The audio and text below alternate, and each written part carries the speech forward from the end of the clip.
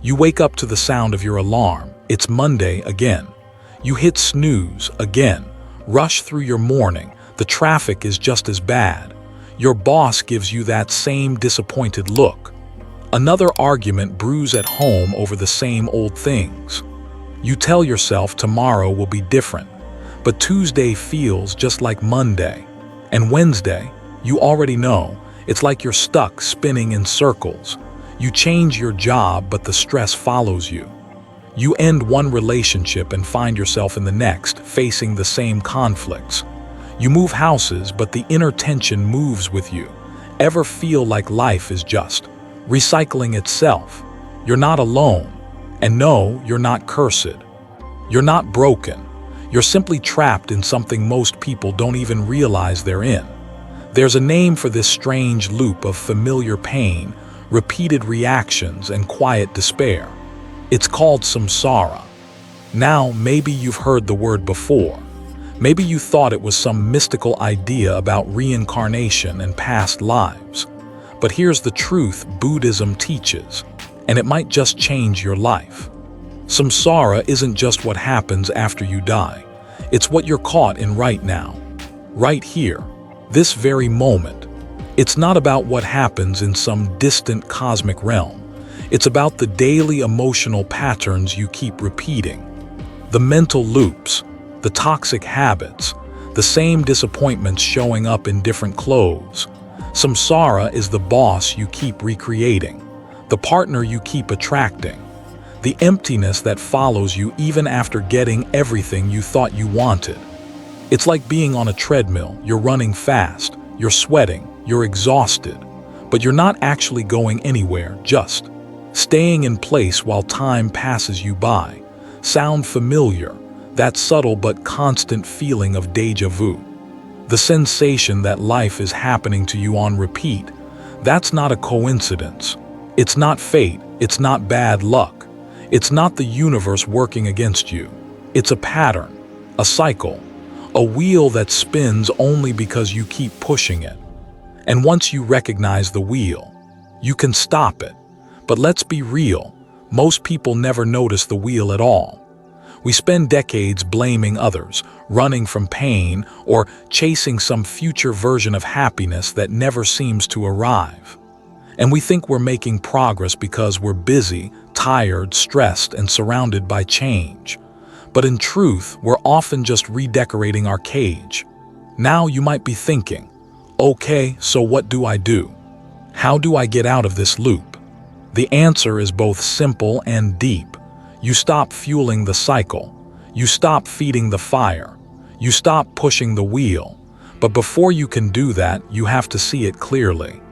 You have to understand what samsara really is. Not just as a concept, but as a living, breathing experience that you're in the middle of right now.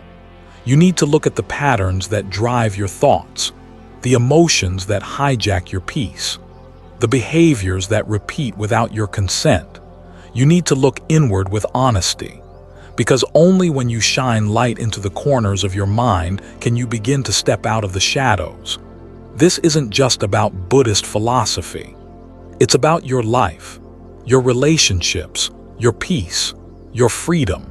And I want to make something clear. Freedom is not found in doing whatever you want. It's found in understanding why you want what you want and choosing wisely anyway. Because if you don't choose, your patterns will choose for you. Your wounds will speak louder than your wisdom. And samsara will keep pulling the strings. But what if I told you you could reclaim the script? That you're not powerless in this play? That the wheel you're caught in was never locked? What if your suffering isn't a life sentence, but a wake-up call? You've probably felt it already, those fleeting moments when you sense something deeper. Like a whisper in the middle of chaos. A quiet truth trying to get your attention. That whisper is awareness. And awareness is the first key. It doesn't matter how many times you've repeated the same mistake. It doesn't matter how deep the loop feels. The moment you become aware, you step out of the fog, you begin to see clearly. And from that clarity, the real transformation begins. So let's take this journey together. Let's uncover how samsara truly works, not as an abstract spiritual concept, but as a psychological, emotional, and energetic force shaping your day-to-day life. Let's trace its patterns, expose its mechanics, and then let's break the cycle, because you're not meant to be stuck, you're not meant to suffer, and you're not meant to come back to the same pain over and over again. You're meant to wake up, and everything in this moment is leading you there. Now that you see the loop, it's time to understand the maze, and why you keep walking the same path over and over without even realizing it. Let's go deeper. We've been taught to think of samsara as a kind of spiritual mythology, some mysterious realm we pass through after death. You live, you die, and you're born again somewhere else, someone else. A wheel of endless rebirths across lifetimes. But what if I told you, you don't have to die to experience samsara. You're already living inside it. Every morning you wake up and feel the weight of dread before the day even begins. Every argument you keep having with different people who seem to press the same buttons. Every habit you swore you'd break, but didn't. That's samsara. Not in a far-off future, not in your next life, but now, in the patterns you play out, in the decisions that don't feel like decisions anymore, in the pain that keeps finding new disguises. It's not that life repeats itself by accident. It's that we repeat ourselves with frightening precision. The face may change, the setting may change, but if you look closely, the story stays the same. You chase the same kind of love even when it breaks you. You sabotage opportunities because somewhere deep inside, you don't believe you deserve peace. You numb your discomfort with distractions, hoping happiness will just show up one day like a miracle. Samsara is a spiritual loop dressed up in ordinary moments. That craving for more when you finally get what you wanted. That sinking feeling that nothing is ever enough. That frustration that the same wounds keep resurfacing in new relationships, new jobs, new years. You move to a new city, but the loneliness follows. You get a promotion, but the emptiness stays. You meet someone new, but the same arguments resurface by month 3. It's not the world outside that's stuck. It's the program inside, like a song on repeat, like a ghost that hasn't been laid to rest. And that's the heartbreaking truth most people never realize. Samsara isn't somewhere you go, it's something you do. It's not a curse. It's a behavioral pattern powered by ignorance and desire, and it's clever. So clever that it hides in plain sight. Think of it like being lost in a maze. You take a turn, it feels new. You keep walking, but somehow you end up in the same place again. Samsara whispers, "This time will be different." But it never is, because what keeps you trapped isn't fate, it's familiarity. We cling to what we know even if it hurts. We replay the same emotions because they feel safer than the unknown. Even suffering can become a comfort zone. Ever seen someone leave a toxic relationship only to enter another just like it? Or someone chase dream after dream, always disappointed, never fulfilled? That's not bad luck. That's the loop at work. And here's where it gets even deeper. Modern science is catching up.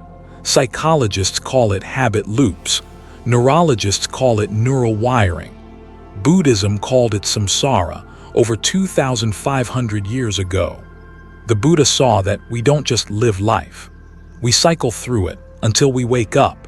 And what drives this cycle? Craving, aversion, delusion. We crave what feels good.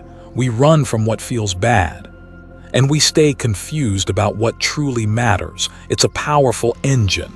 You want something, you get it. You lose it. You want it again. Round and round and round.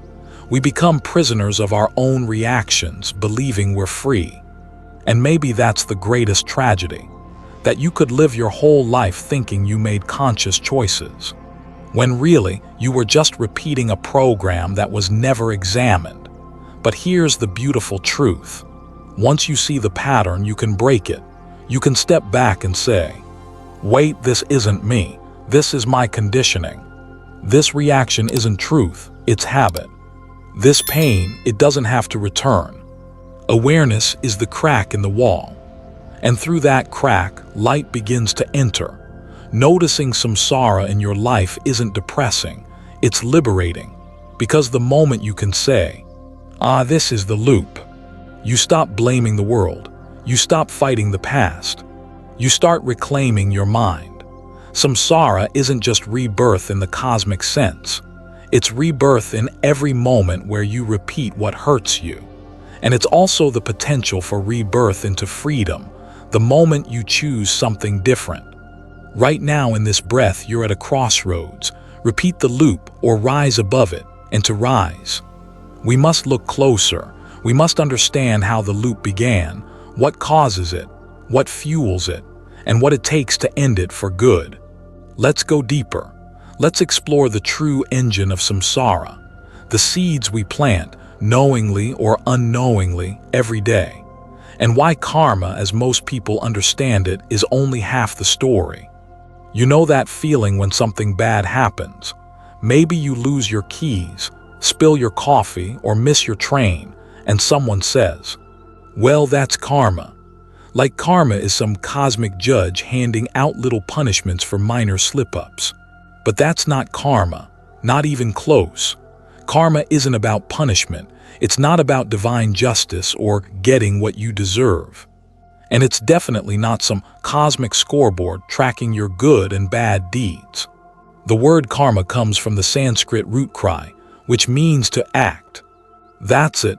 At its core, karma means action, but not just any action, intentional action. Every thought you choose to dwell on, every word you speak, every choice you make, all of it plants a seed.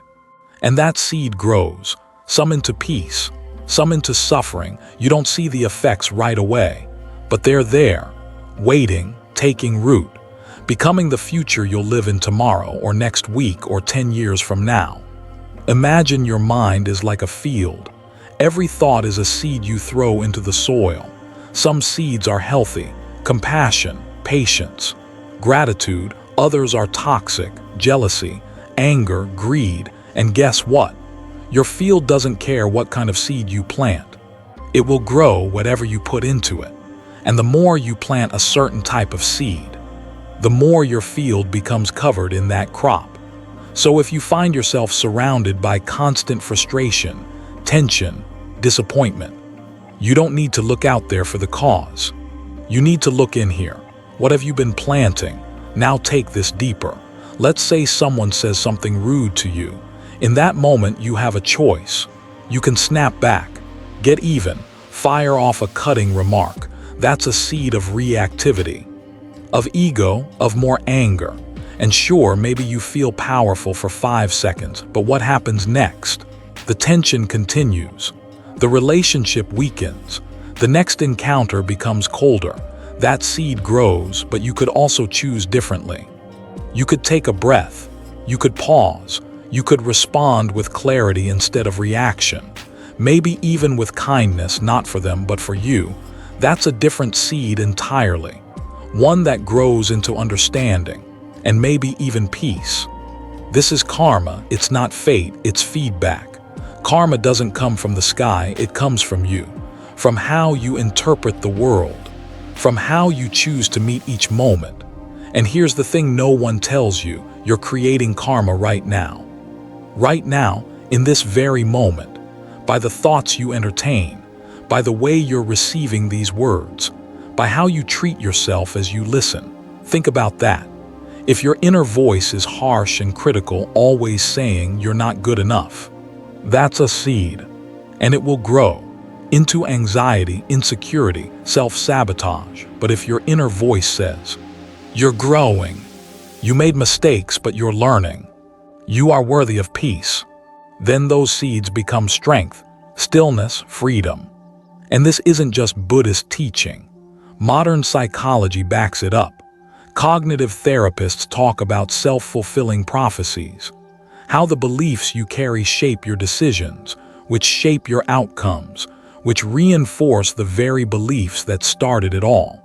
Buddha saw this long before psychology gave it a name. He didn't say, "You are what you think," as a cute quote. He taught, "With our thoughts we make the world." And now, let's take it one step further.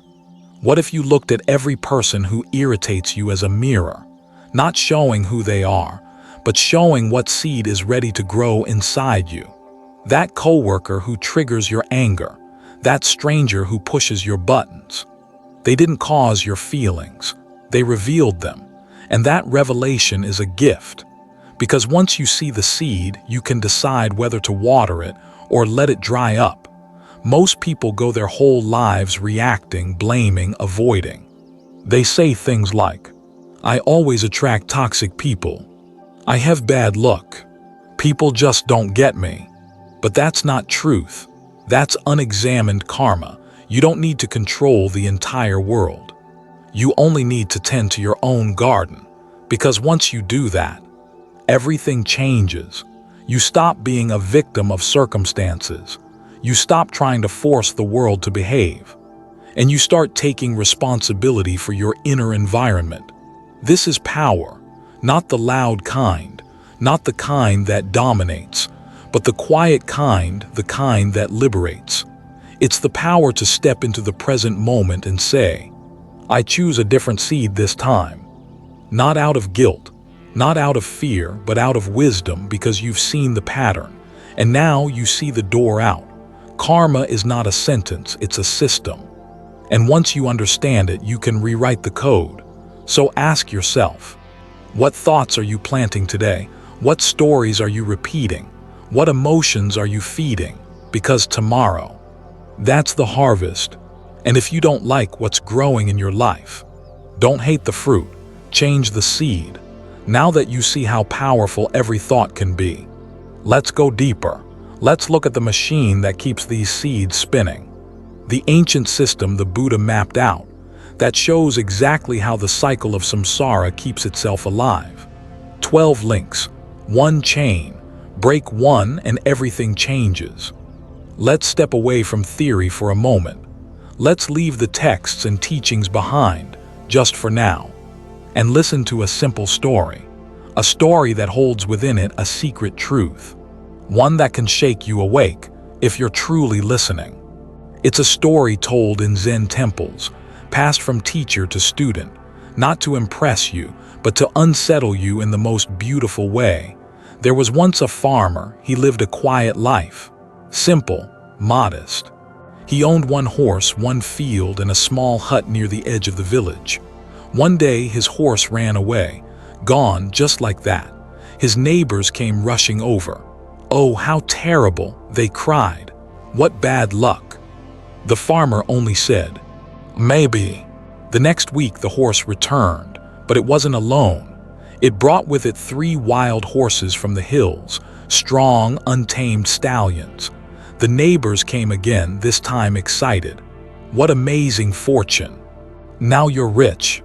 The farmer smiled gently. "Maybe."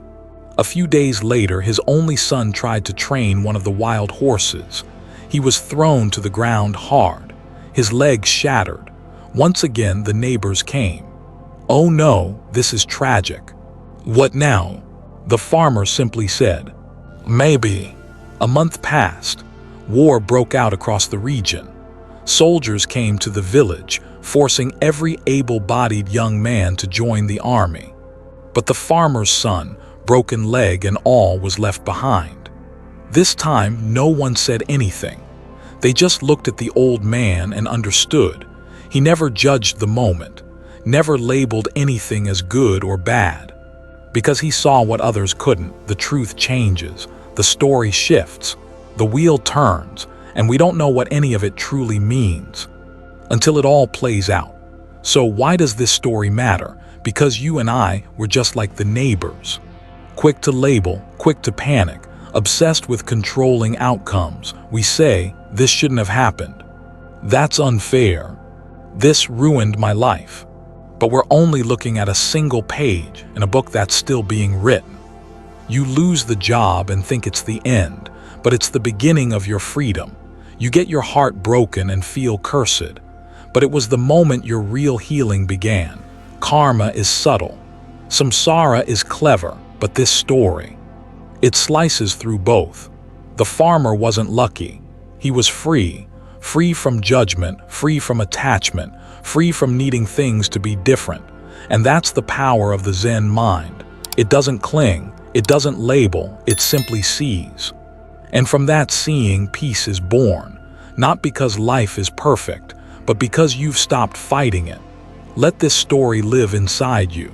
Let it whisper to you the next time life surprises you, when things fall apart. Maybe when things go your way. Maybe when you don't know what comes next. Smile, breathe, and say, maybe, because when you don't cling to the outcome, when you stop riding the highs and lows like a wave about to drown, you discover something deeper, a stillness, clarity, freedom, and in that space, the wheel of samsara slows, and you, just like the farmer, stand outside the storm. Now that your heart has opened a little, let's return to the engine behind this cycle. Let's pull back the curtain on the most intricate and exact teaching the Buddha ever gave. The one that shows how everything arises, how it binds, and how you can break free. You felt it, that feeling of being stuck, of spinning in circles, of knowing somehow this isn't your first time living this pain, not this exact moment, but this pattern. Maybe it's the same kind of heartbreak, the same kind of argument, the same loneliness that sneaks in at night, even when your life seems okay on paper. You try to break free, but it feels like life keeps pulling you back, like there's a gravity you don't understand.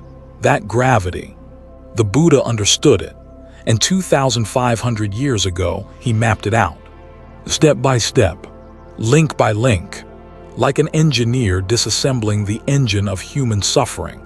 He called it Paticca Samuppada, dependent origination. But we call it the 12 links. This is not philosophy, this is not metaphor, this is how samsara works. Let's walk it slowly. 1. Ignorance, not seeing clearly. Not ignorance like not knowing trivia. Ignorance here means you don't see things as they really are. You believe what changes will last forever. You think what's temporary can bring lasting happiness. You believe there's a solid you that needs to be protected. This is the root, the first link. Like fog over the eyes, distorting everything you see. From this fog, the whole chain begins. 2. Mental formations, the conditioning engine. When you don't see clearly, you begin to form patterns, habits, drives, impulses. These are your mental formations. You start chasing, clinging, defending. You act from fear or pride or desire, but you don't even realize it, because the fog of ignorance makes it feel normal. 3. Consciousness, the flow continues. This isn't just awareness. It's the continuation of those mental seeds you've planted. Your consciousness carries the flavor of all the formations before it. Like a river, it keeps flowing from moment to moment, life to life, always tinted by what came before. This river then meets a body, a name, a new story. For name and form, mind and matter. Your thoughts, your body, your sensations, your emotional responses, all of it comes into being, shaped by the momentum of past karma. Here, you don't just exist. You identify, you start to think. This is me, this is mine, this is who I am. But that identity is already shaped by what came before. 5. The 6 sense bases. Eyes, ears, nose, tongue, body, mind. These become the channels, the windows through which the world enters your experience. But remember, these windows are tinted. They don't show you raw reality. They show you a world filtered through past karma, mental formations, and ignorance. 6. Contact, the spark. When a sense base meets an object and there's awareness, contact happens. This is the spark. This is when the world touches you. But contact isn't neutral, it's already flavored. You don't just see a flower. You remember one from your past, you judge it, you want it, or maybe you're allergic to it. It's never just contact, it's already a story. 7. Feeling the ripple. Out of contact arises feeling, pleasant, unpleasant, or neutral. It's not full-blown emotion yet. It's more subtle. It's like the instant taste on your tongue before you even realize you're chewing. Pleasant. You want more. Unpleasant. You want it gone. Neutral. You feel bored. And this is where the chain tightens. 8. Craving the hook. The moment you feel you want. This is craving, the urge to keep the pleasant, to reject the unpleasant, to stimulate the neutral. Craving is the root of all grasping. It turns a simple moment into a need. Into, I must have this. I must avoid that. And this craving, it grows teeth. 9. Clinging the grasp. Now it's not just a passing desire. It's obsession, attachment. You cling to ideas, people, emotions, memories. You cling to a version of yourself. You defend your opinions like they are sacred. You say things like, "That's just who I am. I can't let this go. This relationship defines me." This is the glue of samsara. 10. Becoming the setup. From clinging comes becoming. You begin shaping a new you based on what you grasp. You're not just in the world. You're recreating yourself in every moment. This is karmic momentum in motion. You're laying down the blueprint for what you'll experience next. This isn't just future lives. This is tomorrow. This is next week. This is the next fight with your partner already brewing in your mind. 11. Birth, the manifestation. What you become gives rise to something new. A new identity, a new reaction, a new experience. This is birth. It can mean literal rebirth in another life, but it also means the constant rebirthing of your ego, your problems, your patterns. You thought you moved on, but it's the same cycle in new clothes. 12. Aging and death, the collapse. Everything born must die. Every experience fades. Every relationship changes. Every you tried to build dissolves. And what's left? Grief, fear, clinging, confusion, and right there. Because of the pain, ignorance returns, and the whole cycle begins again. It's elegant, terrifying, brilliant, and deeply human. This is the wheel. This is the pattern. This is samsara. But, and here's the part most people miss. You don't need to break all 12 links. You just need to break one. Just one moment of clear seeing. One act of letting go. One breath where you don't react automatically. That's all it takes. Because this chain, it's not a prison made of steel, it's made of habit, belief, repetition. And when you see it for what it is, the links begin to loosen. So pause, look around your life. Where do you see the chain? Is it in your cravings, your clinging, your confusion, wherever it is? That's the door, step through. Let's imagine something for a moment. You're walking through a dark hallway. There's a mirror on the wall. You glance at it and for a moment you pause, because the reflection doesn't quite feel like you. It looks like you, but something's off. Almost like watching a movie of someone who just happens to look like the person you think you are. That unsettling moment, that crack in certainty, it's the beginning of awakening, because the question isn't, who am I? The real question is, am I even who I think I am? We've followed the wheel. We've traced the links. We've seen how craving and ignorance create new lives, new selves, new suffering. But now comes the deeper question. Who's actually going through all of this? If rebirth is real, if samsara spins over lifetimes, who keeps coming back? Most religions say the soul, an eternal, unchanging self that passes from body to body like changing clothes. But Buddhism looks you gently in the eyes and says, no, there is no soul, no eternal you. No solid self sitting inside your body like a ghost in a machine. And at first that can feel terrifying. But hold on, let's go deeper. Let's look at you, yes, you right now. Are you the same person you were 10 years ago? Of course not. Your body has changed. Your thoughts have changed. Your desires, beliefs, fears, they've all shifted. You don't even remember all the things you used to love or hate. And some memories, they feel like they belong to someone else entirely. So which version is the real you? The truth? There isn't one. The Buddha called it anatta, no self. It doesn't mean you're a robot or that nothing matters. It means there is no permanent, independent entity that you can call I in the way you assume.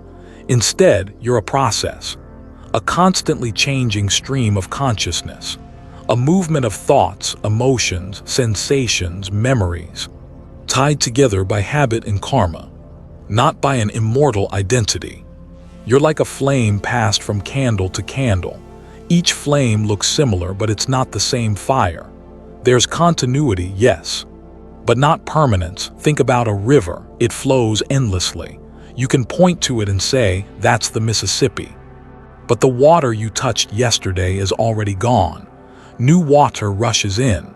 The name stays, but the substance keeps changing. That's you, a river with a name. And just like rivers flow into other rivers, so does consciousness. From life to life, from moment to moment, carrying karma like a current, shaping experience but never frozen in one form.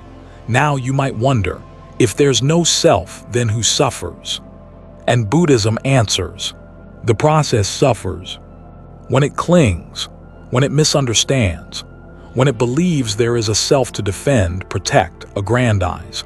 In fact, most suffering arises because you believe in a fixed me. Think about it. When you get insulted, what hurts? It's not the words, it's the story you've built. I'm someone who deserves respect. I'm not the kind of person who gets treated that way. When someone leaves you, what causes the heartbreak? It's not the person, it's the identity. I'm the kind of person who should be loved by them. This relationship defined me. All of it revolves around a concept of self, an image, a mask, and that mask is heavy because every day you carry it like armor.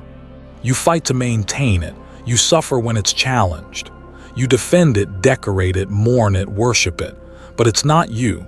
It never was. So what happens when you stop clinging to that self? You don't become empty, you become free. Free to change, free to forgive, free to let go.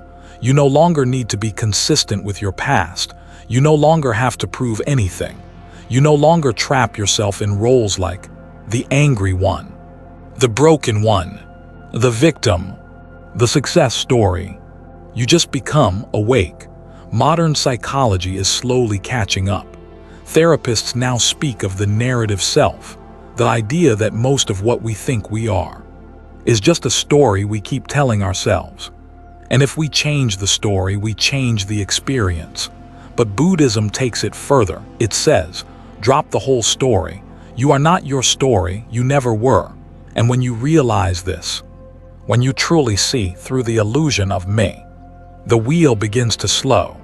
Because who is there left to fight, to cling, to protect? Just life, just presence, just this moment. So, if there is no self, who is reborn? The answer is there's rebirth but no reborn. There's karma flowing. There's consciousness evolving. There's experience continuing. But there's no fixed thing making the trip. Just like no drop of water travels unchanged from the start of the river to the sea. But the movement continues. The process carries on. It's not nothingness. It's not nihilism. It's freedom. Because once you stop clinging to a permanent I, you stop fearing its destruction. You stop defending its image. And in that space, you begin to live not as someone, but as life itself. You don't need to figure this all out. You don't need to erase your personality or forget your name. You just need to relax the grip, soften the identity, let go of the idea that you are only what you've been. Because the truth is more vast than that. You're not a thing, you're a flame, a ripple, a sky, a breath. And the more you realize that, the less tightly samsara holds on. There's something happening in the world right now, something beautiful, something unexpected. The ancient meets the modern. The spiritual meets the scientific. The mindfulness of monks meets the data of psychologists. And what's more surprising, they're speaking the same language. For a long time, science tried to understand the world out there. Atoms, stars, biology, machines. But now, more than ever, science is turning inward, into the mind, into the very space the Buddha explored 2,500 years ago. And what are they discovering? That what Buddhism has always said. Modern psychology is now confirming. Let's take a journey through that meeting point. The loop of suffering, now called cognitive distortion. In Buddhism, we speak of samsara, of being caught in loops, of reacting without awareness, of repeating the same patterns again and again. In psychology, this has a name too. Cognitive distortions. These are faulty ways of thinking that trap us. Black and white thinking, catastrophizing, personalizing, overgeneralizing. Sound familiar? It should, because they're just modern terms for the old mechanisms of ignorance, craving, and clinging. Buddhism said, you suffer because you misperceive reality. Psychology says, you suffer because your mind creates distorted narratives. Same truth, different words. Mindfulness, a Buddhist invention, a scientific revolution. Now let's talk about mindfulness. What began as a meditation technique in monasteries now powers entire therapy models in hospitals, clinics, even corporate boardrooms. Mindfulness-based stress reduction, dialectical behavior therapy, acceptance and commitment therapy, all rooted in one core idea. If you can observe your thoughts without judging them, you are no longer controlled by them. Sound familiar? That's exactly what the Buddha taught. Mindfulness isn't just a calming trick. It's awareness without identification. When you observe anger without becoming it, the anger loses its power. When you watch fear without feeding it, the fear dissolves. Neuroscience and the non-self. But it gets deeper. Recent studies in neuroscience show that there is no fixed place in the brain where the self exists. No center of identity, no core you, just scattered processes, emotions, memories, sensory input, belief systems, all interacting like a network, not a solid entity. In fact, when people enter deep states of meditation, brain scans show a reduction in activity in the default mode network, the part of the brain most associated with thinking about myself. The quieter the selfing, the deeper the peace. The brain, quite literally, becomes less attached to the idea of I. And this is exactly what Buddhism taught centuries ago. The self is a construct. Let it go and suffering goes with it. Trauma, clinging, and karma. Psychology also understands trauma now as a kind of psychic residue. You don't just experience something once, you relive it. The brain wires in survival patterns. You avoid love because it once hurt. You get angry because you were once powerless. You crave control because chaos once ruled your life. Buddhism calls this karma, not in the simplistic sense of you get what you deserve, but in the profound sense that every experience you react to becomes the seed of the next. Karma is not punishment, it's momentum. And trauma is karma embedded in the nervous system. But both traditions agree, healing is possible. When you meet your patterns with compassion and awareness, you begin to rewrite the script, letting go the core of every healing process. Ask any therapist, what's the key to mental freedom? They won't say, control everything. They won't say, be stronger than your fear. They'll say, let it go. Let go of control. Let go of needing approval. Let go of the past. Sound familiar again? That's Buddhism word for word. Letting go isn't passive, it's powerful. It's what gives space for something new. A new thought, a new response, a new version of you, less gripped, less reactive, more awake. Rewriting the story from identity to liberation. Psychologists help patients reframe their stories. Maybe you're not broken. Maybe you're just carrying pain you never asked for. Buddhism says, you were never broken, you just forgot who you really are. Which is no one in particular, and everyone at once. When you let go of the idea that you are this kind of person, you open the door to being free of personhood altogether. You don't fix the self, you see through it. And when you do, what's left is something quieter, but more real. The return to now. At the end of all this, psychology, neuroscience, Buddhist philosophy, it all comes down to one thing: this moment. Are you here for it? Or are you lost in thought, memory, fear, craving? The Buddha said, the past is gone. The future is not yet here. There is only one moment in which to live now. And modern therapists say the same. Presence is the key to healing. Because when you're present, you're no longer reacting from old wounds. You're responding with clarity. This moment is the doorway, and you are standing right at its edge. Will you walk through? The mind is not your enemy. It's not something to silence or defeat. It's something to understand, to study, to observe with loving awareness. And when the mind sees itself clearly, it begins to set itself free. Maria never thought she'd believe in rebirth. She was raised in a strict, rational family. Her father was an engineer, her mother a doctor. Life was measured by degrees, jobs, mortgages, and logic. She thought spirituality was just a comforting illusion.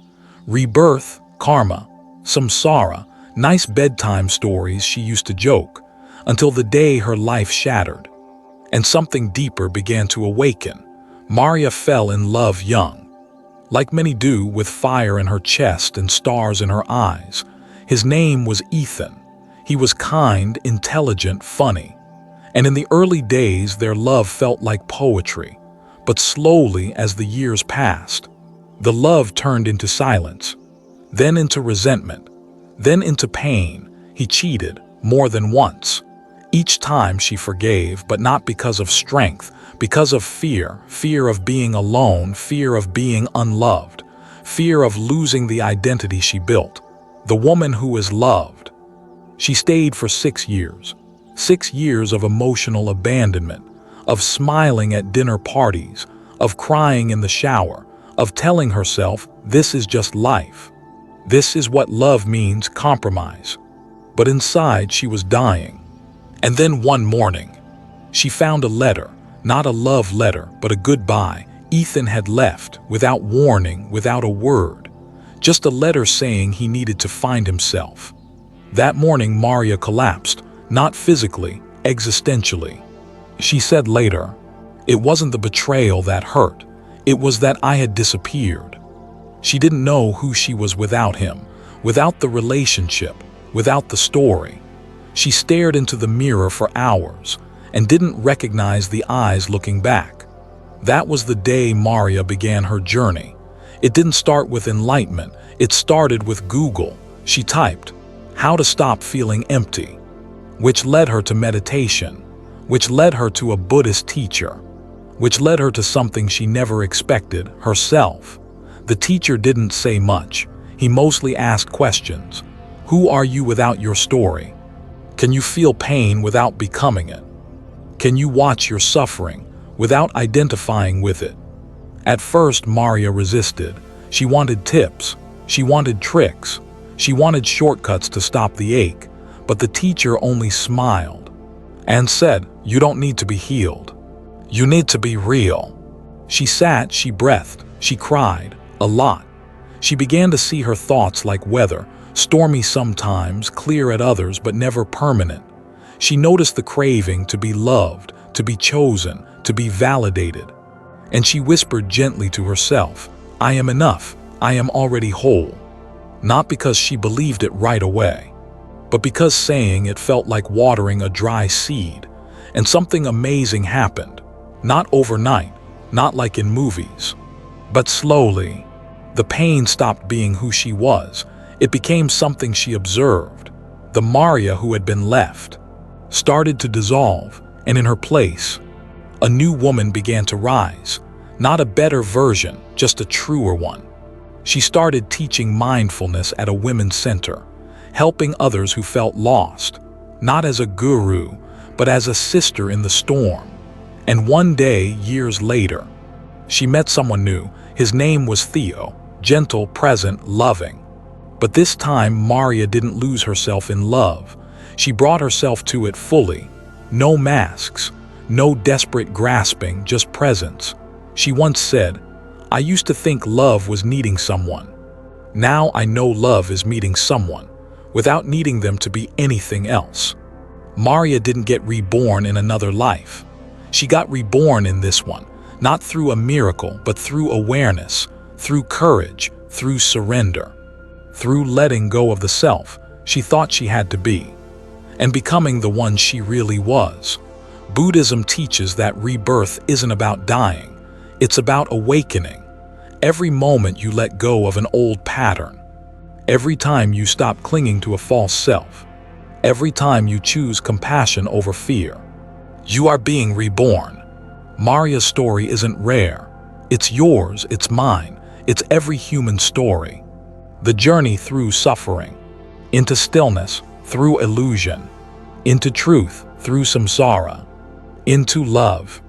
Every journey needs a path, not just dreams, not just hope, not just the desire to be free.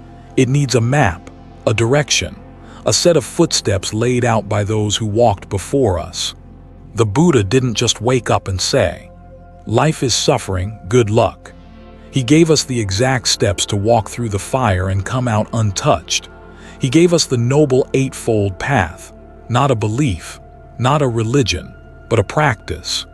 A way of living that dissolves suffering, one breath, one choice, one moment at a time. This is the path that ends samsara, not by destroying the world, but by transforming the way we walk through it. Let's walk it together. It begins with right view, not just a philosophy, but seeing reality as it is, not as we wish it to be. Understanding that everything is impermanent, that clinging creates suffering, that there is no solid, fixed self to protect. When you look at life with these eyes, you stop blaming, you stop grasping, you begin to soften. Clarity isn't just intellectual, it's freedom. Then comes right intention. Where is your mind pointing? Is it full of greed, of revenge, of needing to prove you're right? Or is it shaped by letting go, by kindness, by non-harming? Right intention is planting seeds for the future, even in your thoughts. Imagine if every thought was a seed. Would you want to live in the forest you're growing? Next comes your words. Right speech means telling the truth. But with love, it means silence when speech would wound. It means encouragement instead of gossip.